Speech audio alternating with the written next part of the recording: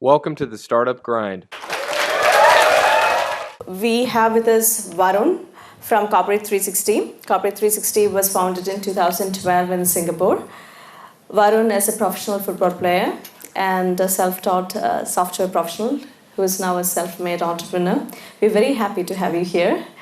And Corporate360 is a big data software company that deals with B2B marketing and helps clients identify their ideal customers, do competitive intelligence, and discover sales leads. In 2015, Corporate360's product ProspectR won the prestigious Stevie Awards for the Sales and Customer Service Award for the Best Product. And we're very happy to have you here. Please welcome Varun Chandran of Corporate360. So Varun, from a football player to a software professional to an entrepreneur. So how did you become an entrepreneur? What motivated you to become an entrepreneur? Thank you for having me here. My story, it's not the typical next door type story. It's slightly different. I was born in a small farming village in a place called Padam. About 400 families lived there. My father was a head load worker. My mom did odd jobs. She ran a small grocery shop.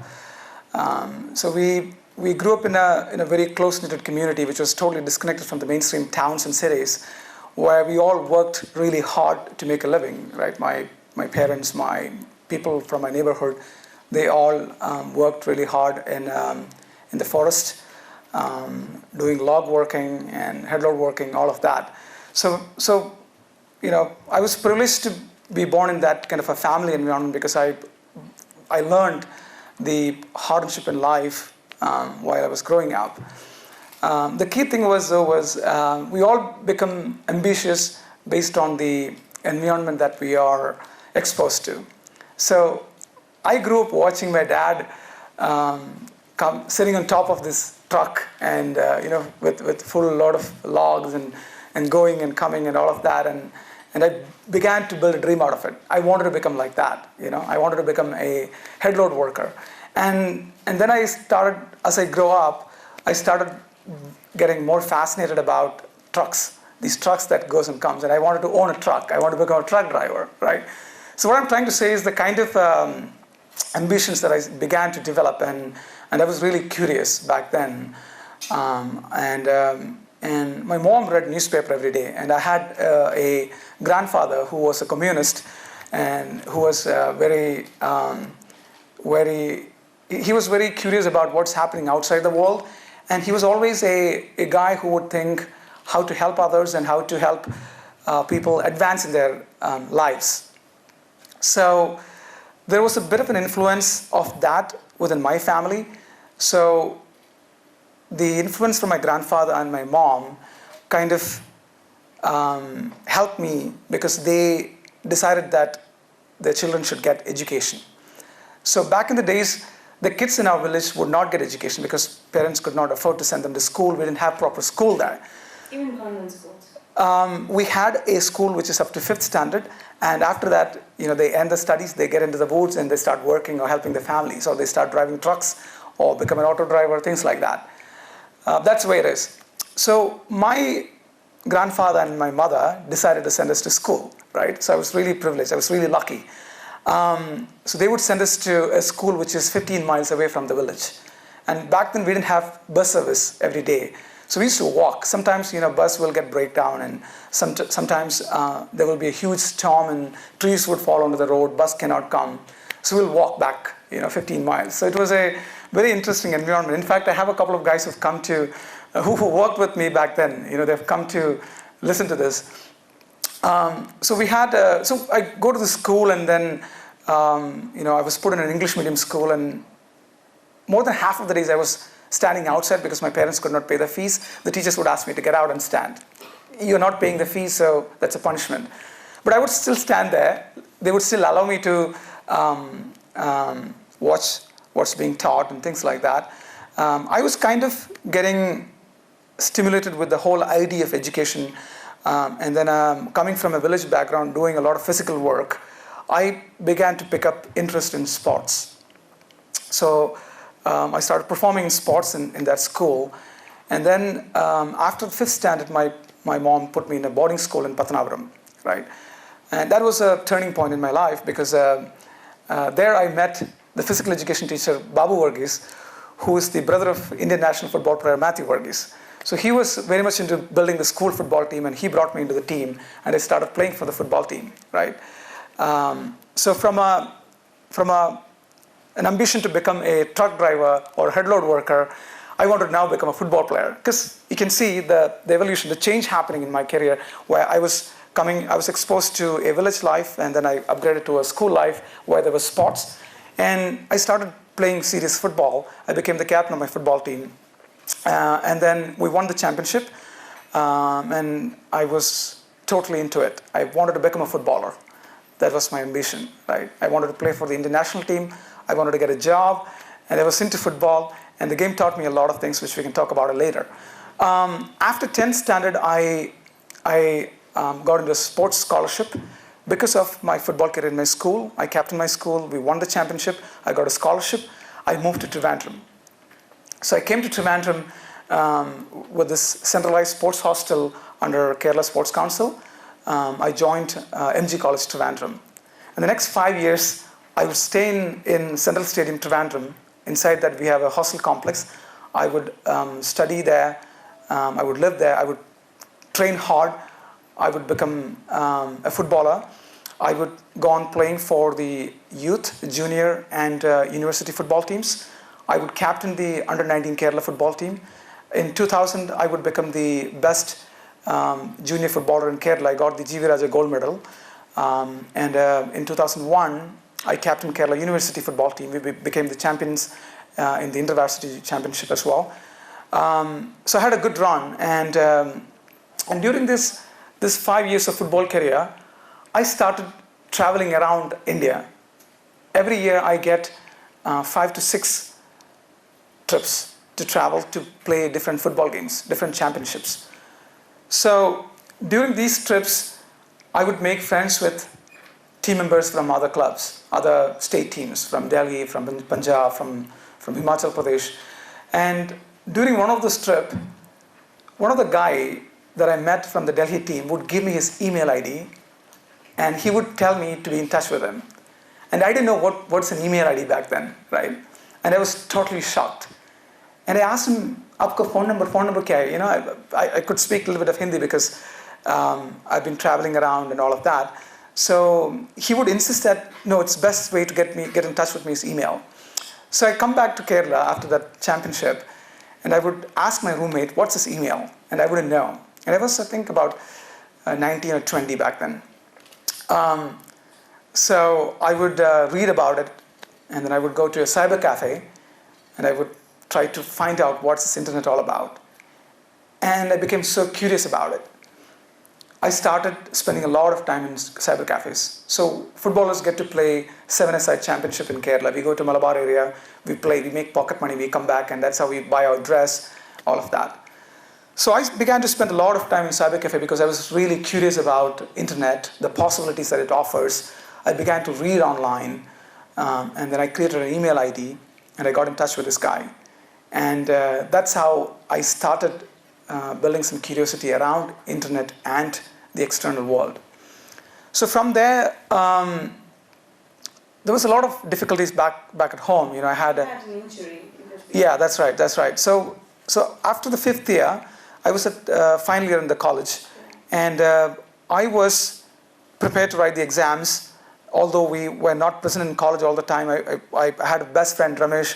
He was the captain, and we both go around and we go to tuition centers and we try to study and all of that, because the idea was to continue the education as well, although we don't get much time to go into college all the time. So we go into a tournament, and I fell down in the pitch and I broke my shoulder, and there ended my career. It was a career-ending, terrible injury that happened that should not have happened. I still feel sad about it because that ended my career. I could have stayed back a little longer to fix my injury, but then I didn't have enough money to go to hospital. I couldn't afford to go to hospital to get my shoulder fixed. And my parents couldn't afford either, and we had a lot of difficulties at home back then. So I would go around a little bit. I would go back home. I was lost. I spent 2 months back in my hometown moving around with my friends. I didn't know what to do. And then I would go see my grandmother, and I would tell her that, look, I'm lost. I don't know what to do. And she would ask me to get out from here, go somewhere, and go find your life. That's what she said. So I found an advertisement on newspaper that there is this call center jobs happening in Bangalore. So, and they were asking for graduates, and I was not a graduate then. The exams are still going on, and I would make an impulse decision to get out of college. So I would drop out. I would not write the exams. I would go see my grandma. I would tell her that I want to go, and she would give me her bangle, her gold bangle, and 3,000 rupees, which is the first seed fund that I've ever raised in my life. And she's the first investor that I met. And from there I started. So I'm so thankful to her. She would give that to me and ask me to get out. And I would come back, board a bus to Cochin, from there board a bus to Bangalore. And I had a friend there, who ran away from my village, the same village I was born. His name is Kaviraj. He would run a construction contractor job there. So I would call him up. I would tell him I want to go there, and I'm coming to look for a job. So he would put me into a dorm room where all the construction workers are living. So I would land there. I would live with them for the next 3 months. Every morning, these guys would get up and they go to their work site. I would buy some clothes. I would go look for jobs. After a couple of months, I realized that I'm not getting much opportunities. I'm not getting good interviews. I'm miserably failing in all the interviews because I couldn't speak a word in English back then. So some days I go work with these guys to keep it going. You know what I mean? And then I would still try, and I would attend about 42 interviews over a period of 3 months, and I would flunk. I would fail in all of them. And then towards the end of it, my bankal is gone, the 3,000 rupees is gone, and towards the end of it, I'm eating once a day. Things are getting really difficult. And I called my granddad, right? I would call him up and I would tell him that, this is happening. I'm not able to get through. He would tell me, look, read books. If you want to learn English, read books, right? And he would recommend me to buy a dictionary. He would tell me to read this fantastic book, which first time ever I read, which is Communist Manifesto. That's the first book that I'm reading. I would read this. I would buy a dictionary. I would read this book. I would go to a library in Malleshwaram. I would keep reading. I would watch BBC and CNN. I would go to private corners. I would speak loud in English. I would start thinking in English. And by the time I attended about 40 interviews, I know all the questions, the patterns of questions. And I go to Google, and then I would learn all the best answers possible. I by heart the answers, and then I would do a little bit of practices that I could, right? And then I go for the interviews. And guess what happened? I got 2 jobs in a day, right? I cut the interview. I nail it. I get the job. I saw my shortcut, the smarter shortcut that I took worked out, and I realized that I got a job. I'm happy, but then within me, I'm still not confident because I'm not that used in speaking in English. And so I got the first job offer from AOL, both the call centers, and second was with Dell Computers. And I go read about both the companies, and then I liked Dell because of the story of Michael Dell. He came from Norway. He started in a garage. So it was really fascinating for me because I could relate myself to him, where I'm coming from, in a small village, born in a farming village, all of that background. I could really quickly connect with Michael Dell's story, and it was an inspiring thing for me, and I decided to pick up that job. So they would put you in a small training center first. The company will send you to a training center. I would go there. They would do an initial analysis of your ability, and they would mark me non-trainable because they'll make you speak, give you a topic and a few number of things. And so I thought, I'm done. I'll be out. But I saw I'm getting a bit lucky because Dell badly needed people then, so they wouldn't fire me. They would think that I should continue with my training. So I would continue with the training, but I'm still not able to pick it up. I'm not able to do group discussions. I can't speak well. So I was really, really bad. And the last day we had an assessment. So I woke up at the same day. I was thinking whether I should go because I was not confident, and I wouldn't go for the assessment. I thought I'll go find a security job. So I would not go for the final assessment. I would go for another interview for a security job.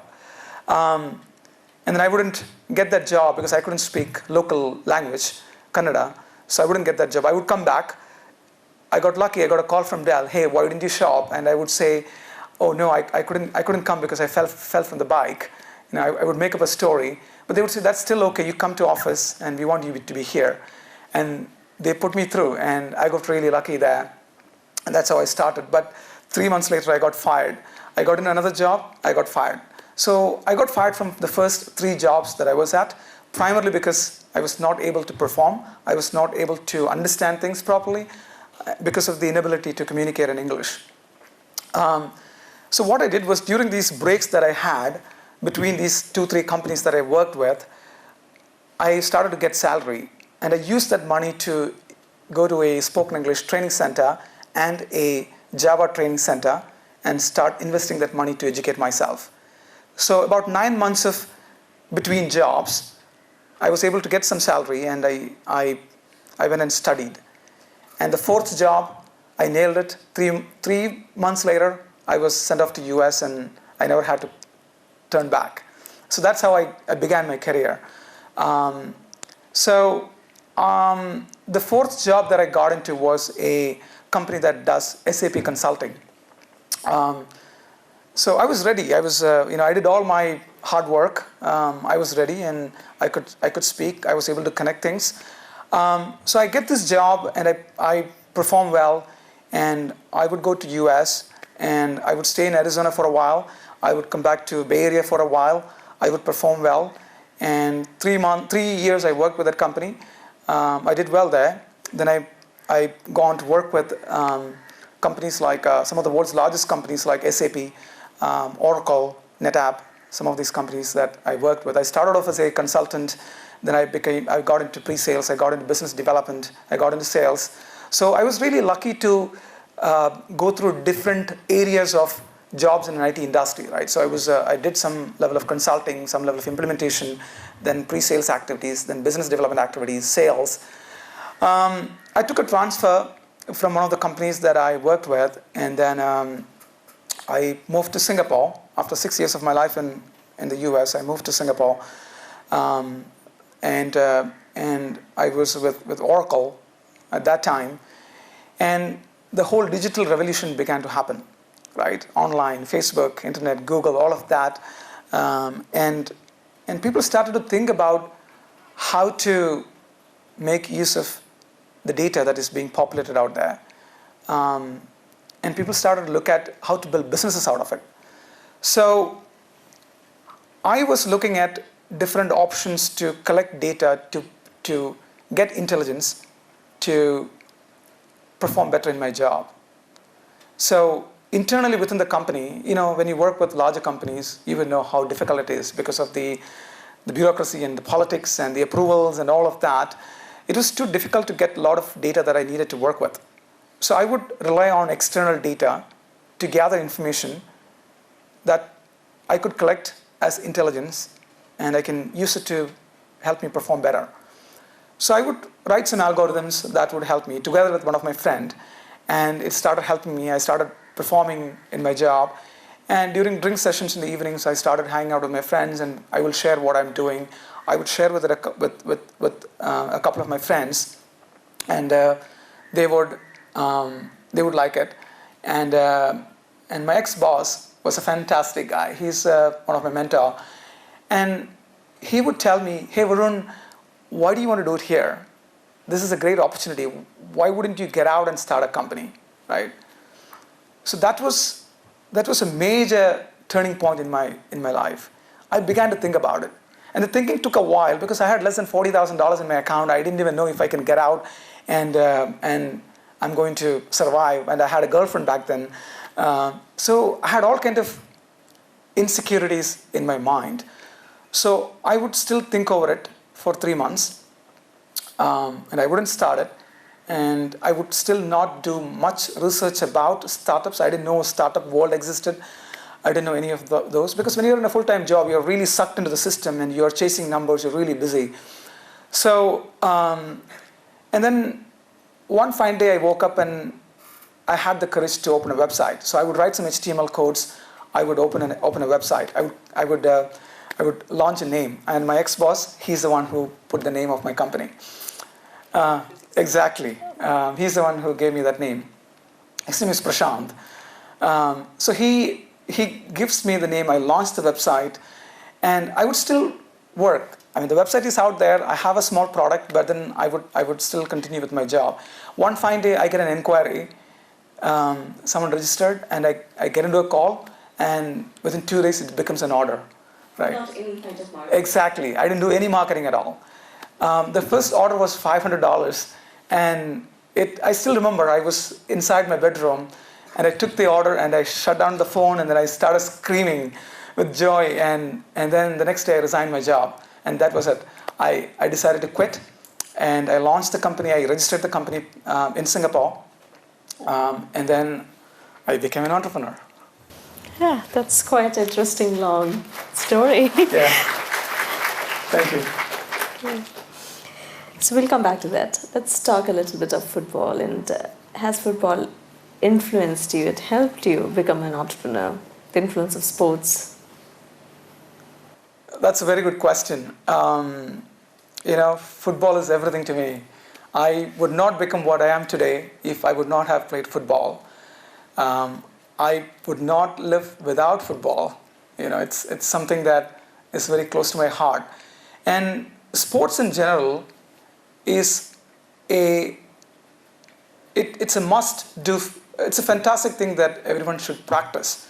It has a lot of advantages.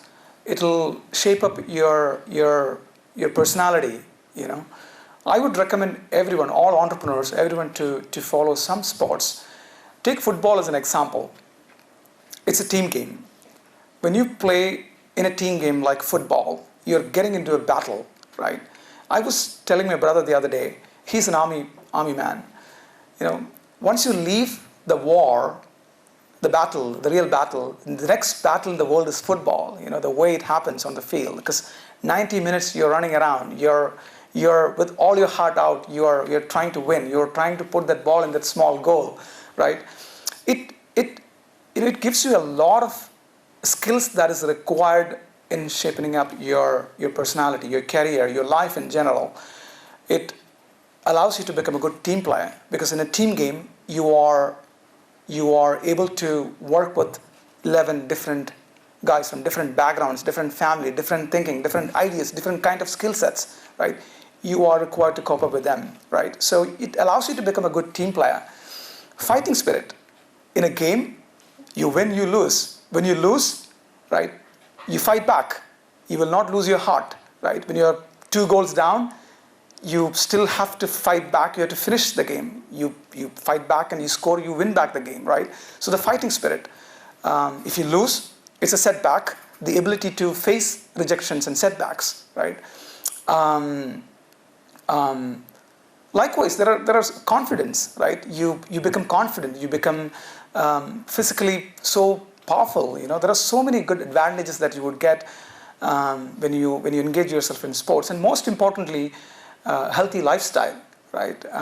You would if you allow yourself into some level of sports, certainly you would build all these qualities. And to me, football is the only game that I've played, and now I play golf primarily because I have a lot of business meetings happens out of golf, and golf is a fantastic game too, because you're always competing against yourself, and you need to put that small ball into a small hole, and you have to be a lot of patience, and you need to have a lot of concentration as well. It is really helping me, but just one sentence: football is everything to me, and without that, I would not have become what I am. And I still would some days I would still think that I feel so sad that I couldn't become a football player. Yeah. But you still play the game? Oh yeah, absolutely. I play about 3 games a week. The other day I got a chance to go back to Central Stadium where I grew up, and I played with my friends, and it was a fantastic experience. I play 3 games a week in Singapore. Wherever I go, I pack my soccer shoes, and I have small groups I signed up with everywhere, and I play, and I try to remain fit and enjoy the game. I go to Europe to watch the games. I follow Barcelona. I'm a big fan of Barcelona, so I make a couple of trips every year there to watch the games. I go to Chelsea, watch a couple of games there. So it's going on. Yeah, my football life is very, very active. Good. So last time we had the CEO of Killer Startup Mission, and we were talking about how to start a startup using the facilities that's provided by Killer Startup Mission. So this time we need to focus on how to start a startup from the perspective of an entrepreneur. And you have rightly said about the idea, that you had the idea while working in a company and you really saw a market need. Could you please explain about that idea and what exactly was the first product that you developed? Yeah. So if you look at marketing in general, right, you are trying to create awareness of a specific product or services that you want to sell. So you need to reach out to the right audience to market your product, to increase awareness of your product. So there are a number of ways in which you would do that. You would have TV ads, and you would have email campaigns, you would have digital ads, you would have a number of channels in which you would do your product marketing. Now, the way in which it comes to consumers is in a way that it's being pushed on to us, right? So that has been the legacy practice which is being followed. Now, with the digital explosion, with the internet economy that we all are living in today, we have an opportunity to identify the right buyers. We may be able to identify the right timing, and we can craft the right messages to them at the right time. Okay? This is all possible now because of the digital explosion, because of the internet revolution that is happening now. Because everyone is online, you're able to write your opinion about anything, right? So we were looking at how we can make use of all these public data available on public domains, right, and make it useful for companies to get intelligence and help them to move from push broadcasting marketing messaging to crafting the right messages at the right time to the right buyer, right? So if a buyer is indicating a problem that he's facing, or a product that is giving him trouble, or something that he's searching online and asking a question about, then you're able to recognize that buyer's behavior, and you would take that data and gives it to a company, a relevant company that sells that product, right? So it becomes so useful for that company because the company knows that, hey, he's a legitimate buyer and he's on the market looking for a product. He has some questions, or he's unhappy about a competitor product that he's using. So we are gathering all such intelligence, and we're providing that to enterprises so that they can avoid push broadcasting, which often doesn't work out, and they can switch to targeted messaging, right? So we started off with B2B enterprises sector. So we are not a consumer company. So we were looking at how we can help businesses to sell their products to other businesses, right? So the fundamentals that are required for that is, number one, obviously the right buyer. Within a company, you have a number of departments. You have IT department, you have finance, you have accounting, you have manufacturing, HR, marketing, sales. So we have to identify the right party contact within an organization. And then we need to match that with the right product that fits into that buyer, right? So we would identify a number of products that could be targeted to sell within these departments, right? So we would start with one specific industry, the technology industry, because I worked in that industry for 10 years. So I had the domain knowledge. So we would start with that industry. We would build a product, which is called Tech Sales Cloud, which is a technology sales intelligence platform on the cloud, which allows these IT companies to look at where IT investments are being made, who are the key buyers, where IT contracts are expiring, right? And we would give that data to technology companies. So that's how we started. So instead of building a large product which caters into a mass audience, our approach was slightly different. We selected one industry based on the domain expertise that we had, and we thought we could test it out. And we wouldn't still do any marketing. We would build that product, and then we would speak with a number of customers in a very tricky way, which I could explain probably in a bit. So the key takeaway from that question, the first product that we built, was the approach that we took. Building a product based on the domain expertise that you had, the knowledge that you had, the business network that you had, and then you do a testing approach. We didn't even go after fundraising or any of those. Our first approach was to reach out to a number of customers and do a specific messaging, which is we would tell them, hey, here is a problem that is being commonly faced by the industry, within your industry, and here is a solution that we are building. Can you share your feedback, right? So that approach really worked out. We shortlisted about 20 companies, and 9 of them responded. 6 of them signed up contracts with us. So that's how we got our first customers, which I will explain in a bit what was the entire process. So that's how we built the product. Awesome. So the next challenge is building a team. Right. I think that's the most important challenge any startup would face, to identify people who would have a shared vision like yours and then who are ready to grow with you. How did you recruit people for your company? Yeah, it's a long process that we went through because I didn't have any experience in building a team or building any company prior to that. So I committed many mistakes, especially in hiring, and that's one of the most stressful part of running a startup. I must say that. So when I built my company, I was a one-man army. Sitting in my bedroom, I was building a company, building a product, and when I got the first couple of orders, when I quit my job, 3 quarters I ran as on my own, and we had about $250,000 in revenue coming in as a one-man company, and I was really confident about what I'm doing. And I began to hire some freelancers in the Philippines and a couple of guys in California. And I asked them to help me with UI and certain layers of the product. Because I wanted to make it into a Silicon Valley good-looking product, and I was not really good at the UI layer.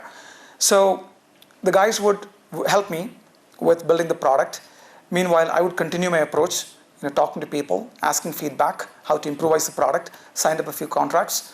And then some of these freelancers would become full-time employees of the company. I would absorb them, and they're still with me. Some of them are really good guys. And then I would go to Manila because I was in Singapore. So the first preference was go to Manila. I would set up a small center there. I would hire 5 people there. I would start the operations there. And then I would come to our very own Technopark, and I would meet with the CEO of Technopark. I would go to meet with Startup Village, KSUM. I would meet with a number of people. I would introduce myself to them, my company to them, my idea to start operations here in Kerala.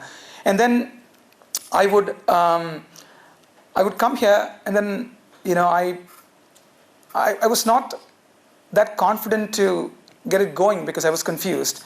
And one fine day, my brother he was working in the army, and he would tell me, look, I would retire. And back then he was working for UN, and he would say, look, I'll come and help you. And he would leave army job, retire, take voluntary retirement. He would come, and he would put this idea into my head that why don't we make this into a social impact business model, right?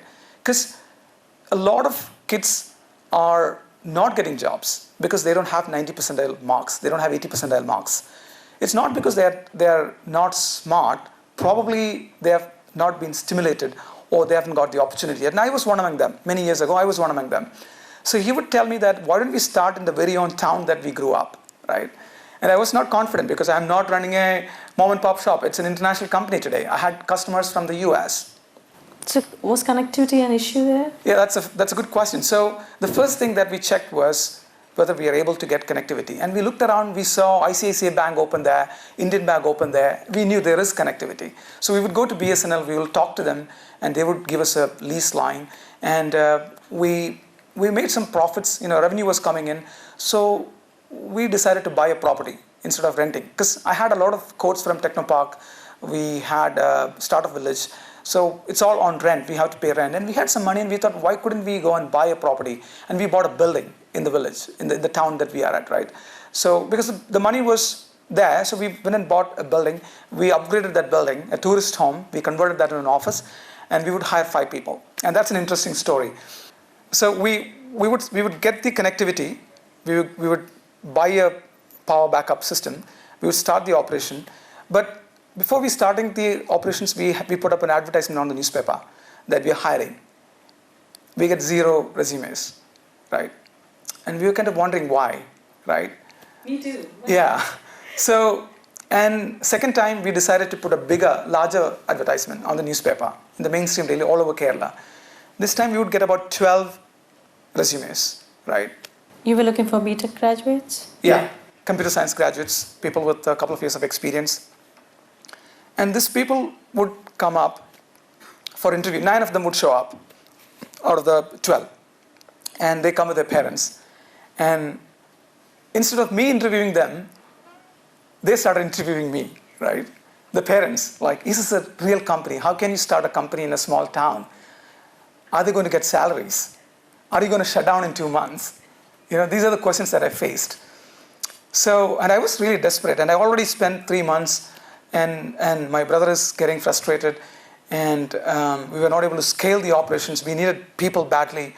And 5 of them took the chance, and we hired them, and they gave references. Today we have nearly 35 employees in the same space. So that's how we started our office. So we got connectivity, we got good talent, we got people returning from Pune, Bangalore, different cities. They're coming back from all over Kerala. People are coming there, and we became an example there. We started the first IT company in a rural town in Kerala. Probably one of the very few in India, right? And we created jobs in a small town, as a result of which we are contributing back to the economy there. I can see a lot of progress happening there. When I started the company, it was a very dry office. Today, I can see cars parked in front of my office. I can see bikes. I can see them wearing good clothes. It's a major impact in that small town. And there is a lot of positive energy, and students from nearby colleges are coming there to do internship. So it's a fantastic thing. And I think what we need to look at is, also kind of expanding the startup culture, entrepreneurship culture, all of these into smaller rural areas. It should not be restricted to larger IT parks in the cities. It doesn't have to be IT. It can be in any other industry. But that's the story of our hiring process, how we started off. And the hiring process, we interviewed these people. They joined. Then we started to get references. And today we follow a very plain, simple, straightforward process whereby if somebody is reaching out to us to get a job, we don't care about whether they have a 90 percentile mark. We don't care about whether they went to fantastic, big, IIT or big college.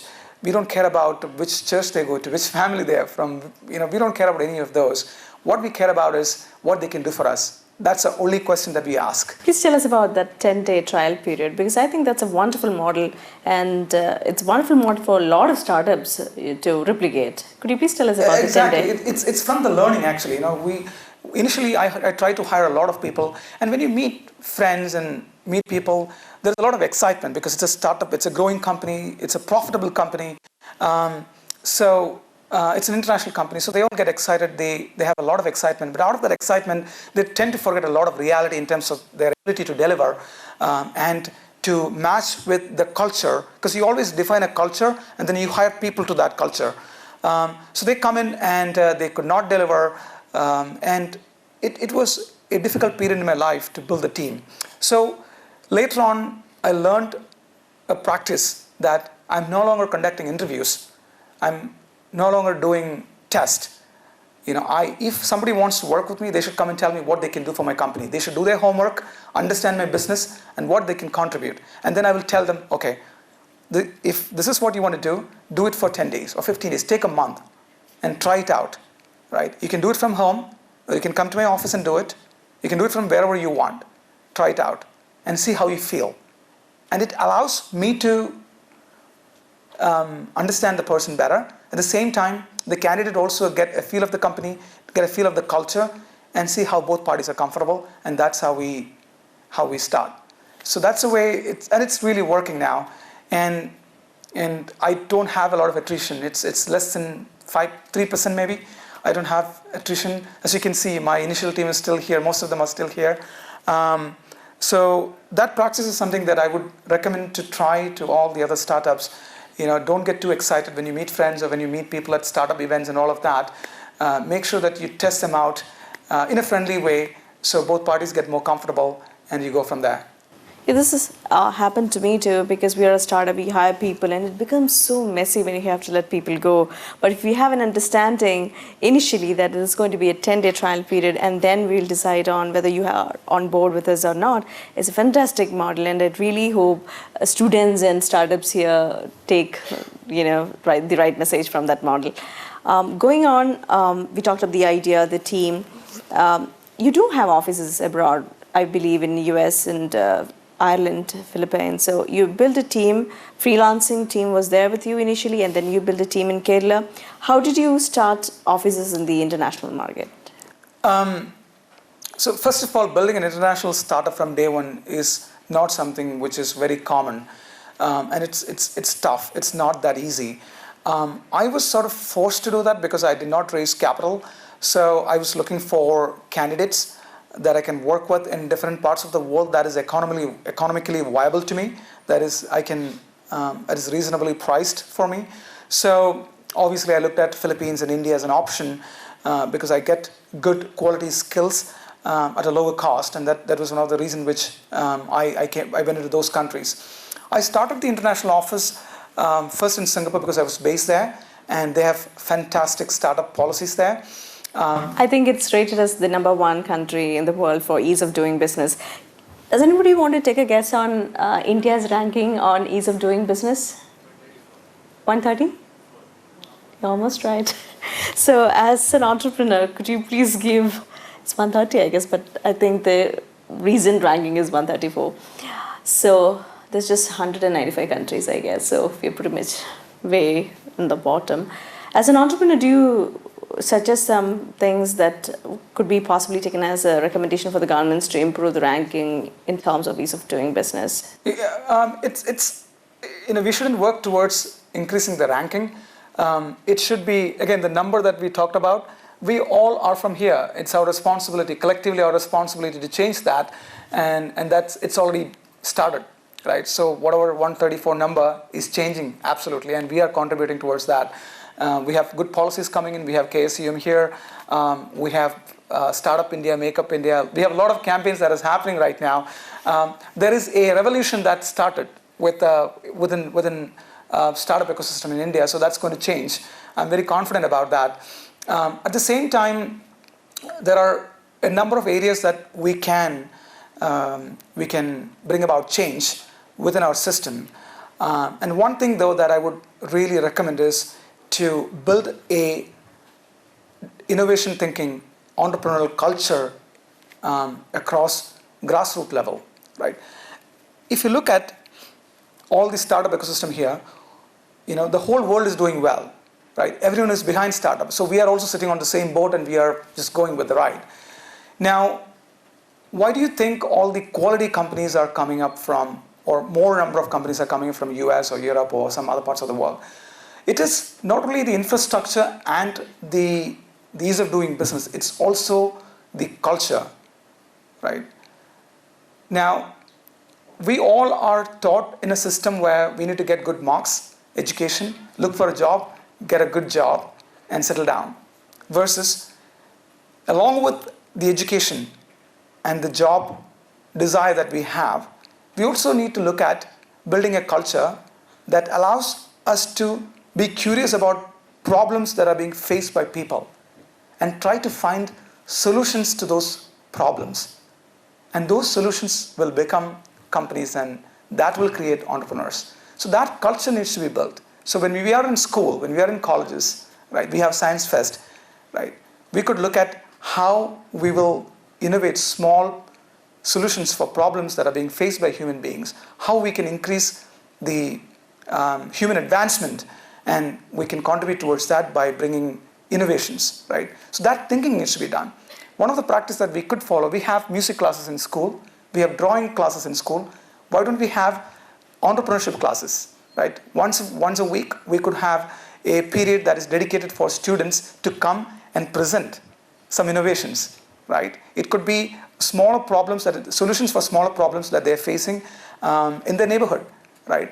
And last 10 minutes of the program, they could still talk about some case studies, right? So that's the practice that we can follow. So my viewpoint on that is, along with building startup ecosystem, startup infrastructure like KSUM or Startup Village or any of those, we also need to look at how to create a culture that would contribute to quality startups into those infrastructures that we're building. And that's the way we need to build the ecosystem. So that's how some of the practices that I'm seeing in Silicon Valley and Singapore. And Singapore is a country which is very, very open to entrepreneurship. They have fantastic tax-friendly policies and programs running there. Now, coming back to the point of starting offices, we started the office in Singapore, India and Philippines, obviously for availability of talent at reasonable pricing. And our product was primarily sold at European and Western markets, US market. So we needed to have a local presence there. So we opened sales offices there. How do we manage to do that? I spent a lot of time in each of these countries, and by hiring the right talent, right? You define the culture first, and you be very transparent and communicative with your employees, and you bring them to the same goal, as a united team, and then you give them responsibilities, and that's the way you are expanding your offices, and that's how we've expanded. You've talked about solving issues, and I think it's equally important to look at commercializing those solutions, which brings us back to you finding your customers. I hope you must have used your own in-house B2B solution to reach out to your ideal customers. How did you get your first customer, and how did you sustain and grow businesses with the existing customers? The first customer, as I told you, was an inbound lead. And it resulted in a $500 deal, and that was the best part of my career. Are you still doing business with them? Yeah, of course, yeah. They've been bought over by Infosys now, so it's become a larger contract right now. But what we did was, instead of sending hundreds of emails and doing marketing, the approach that I took was to test with people from the industry about this problem, whether this is a problem that they really face, and the solution that I'm building is able to sort of address that problem. So instead of sending salesy emails, we would shortlist about probably 100 companies, and we would identify the key buyers that we want to sell into, and we would send an email to them or call them, and we would ask them, hey, this is a problem that we all face in our career. We want to check with you, is this something that is relevant to you? And if so, here's a solution that we're building. Can you please take a look at it and tell us if this is something that can address that problem? Can you share your feedback, how we can improvise it? So that approach gave us our initial contract, because a lot of people looked at it, and the key takeaway on that approach is we knew who are the key buyers of our problem, right, our product, and we know who are the key people who are facing these problems. And we approached them with this problem statement and a solution statement in a feedback manner. And they were like, hey, this is something that we're facing, and okay, these are some areas that you need to look at improvising your product, right? And they started giving us feedback. And some of them signed the contract, and that's how we got our first customer. So the approach would vary from industry to industry, market to market. But one sole principle that I would recommend is to identify the right buyers of your product and try to approach them with a problem statement rather than talking about your product and how good your product is, how good your team is, how fantastic how many awards you got, how fantastic your company is, your addresses in Technopark. You need to avoid all of that. Because buyers, it doesn't matter. We live in a very flat world today. It doesn't matter where you come from, where you're sitting. What matters is whether you have a product that solves a problem. End of the day, that is the only thing that matters. Could you please tell us about your biggest client and contract with the biggest client? Yeah. We've got about 12 of the world's largest Fortune-listed companies as our customers. You name it, HP, Dell, IBM, EMC, most of them are our customers. One of this particular account that we got $1 million contract was it started in Singapore. We've got an inbound inquiry from Japan, and they were struggling with their marketing campaigns in Japan market, primarily because of the language barriers and the difficulty to collect data and things like that from public domains because of the language expertise required. So we helped them with that Japan market, and they were really happy about it. And they gave the reference to China because that's another complicated market. And the contract got extended into China market. So from there, we did a good job there. Our product did well.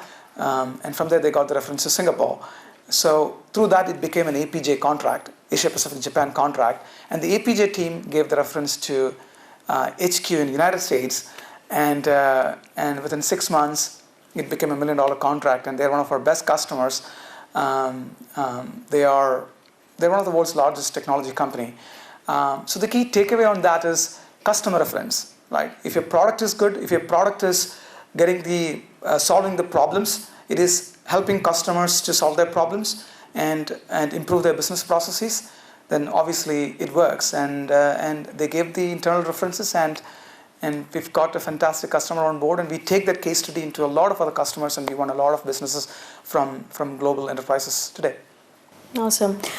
We have a lot of friends from academia joining us today, and there's a lot of buzz around big data analysis and cloud computing. If you could please tell us about the emerging trends that we should look out for in terms of employment, in terms of starting a startup in those domains, it would be great. Yeah. Emerging trends. Absolutely. So see, gone are the days that we say, learn. So these days people say that you learn, you unlearn, and relearn, right? Because we live in a very fast-paced economy where innovations are coming in, and therefore you need to keep updating yourself about the latest trends and challenges and innovations that is happening in the industry. Within the technology industry, cloud computing is one area that is really kicking in. There's a lot of trending going on. In the olden days, we had on-premise software implementations, and there's a trend happening now. Companies are moving away from on-premise implementation to cloud subscriptions. So it's same like how you subscribe to a magazine, where you do a monthly subscription and you get the magazine. You subscribe to a software and then you use that as a service, right? So today you have different solutions like HR, payroll, finance and accounting, you have ERP. All these solutions are available, including business intelligence and analytics, available on the cloud that allows startups like ours to get started quickly. You don't need a physical space. You don't need a lot of capital budget to buy infrastructure like servers and storage systems to deploy these systems. You don't need to have upfront huge cash to buy the software. You don't need to have hundreds of consultants from IT services companies to coming in and implementing the software. You could just subscribe to software and you could start using it from day one, right? So cloud computing is one of the latest technology trend that's happening. So that's somewhere I would recommend strongly that students needs to look at and learn more about it. There are hundreds of jobs that are being populated in that industry. Lots of businesses are coming in because of cloud computing. Likewise, big data.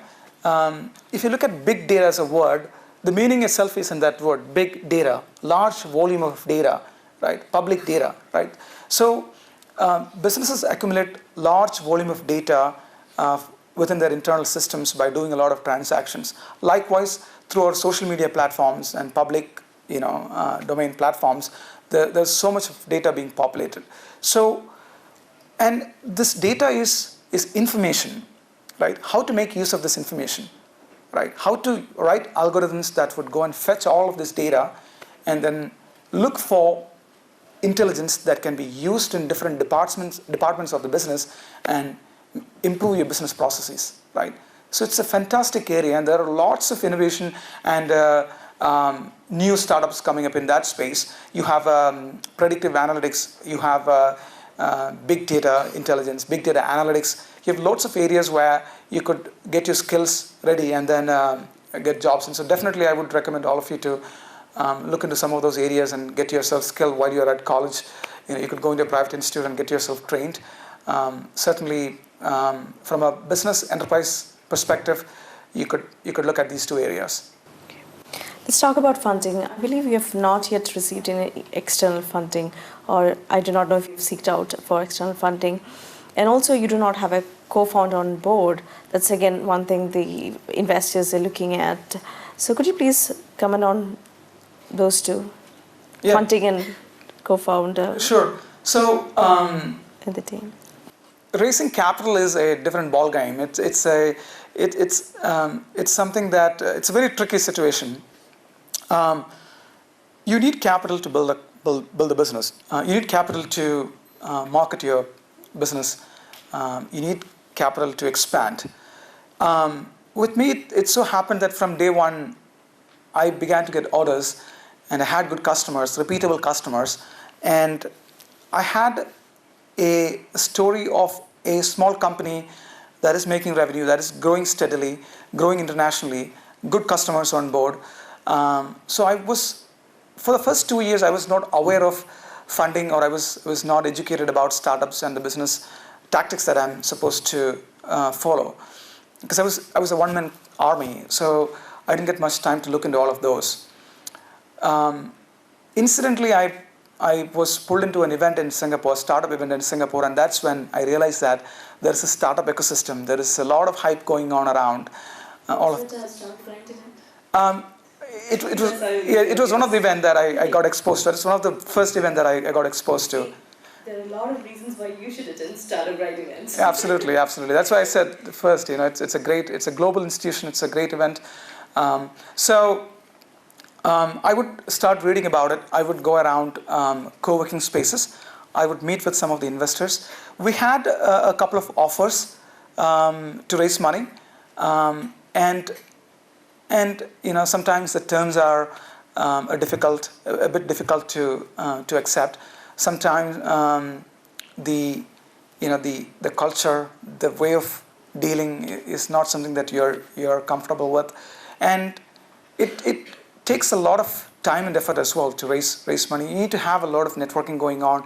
You need to invest in a lot of time to connect with people and build your stories and build a lot of documents and things like that.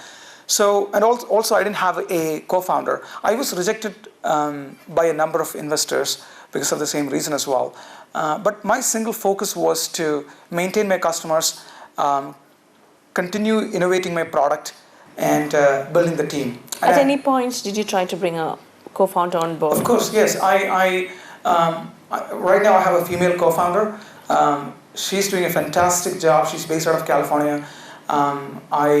I met her through an event, and she became a customer, and eventually she becomes a co-founder of my company. And that is one of the best decisions that I've ever made. So having a co-founder, I've gone through both the phases, right? Running the company as a single founder, I was lonely, I was alone, I didn't have anyone to share things with, and I had a lot of pain.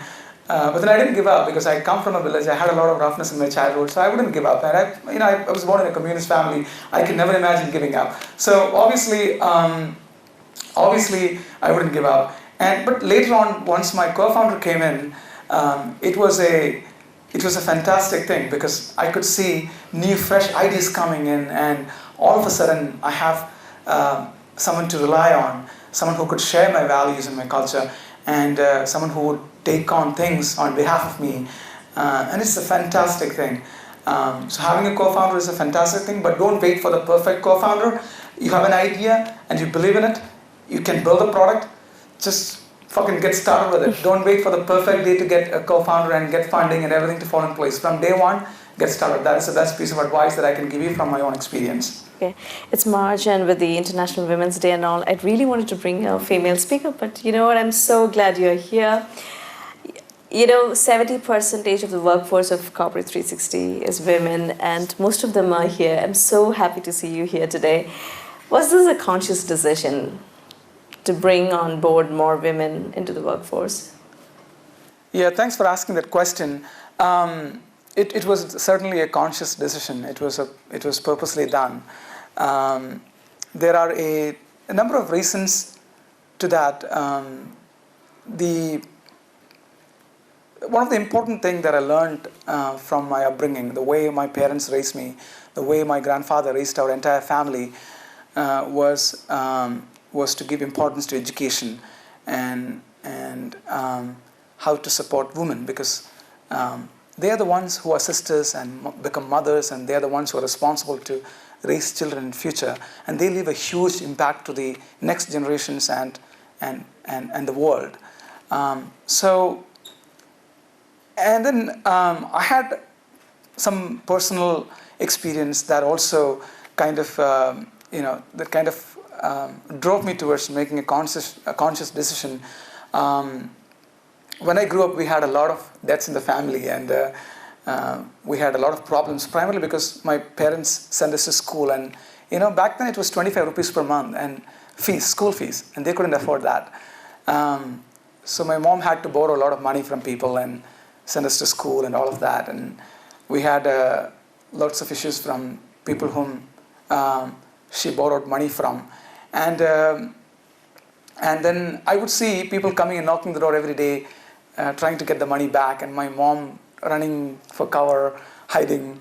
She couldn't pay back. Sometimes she would, go behind the house and things like that. And towards the end of it, she would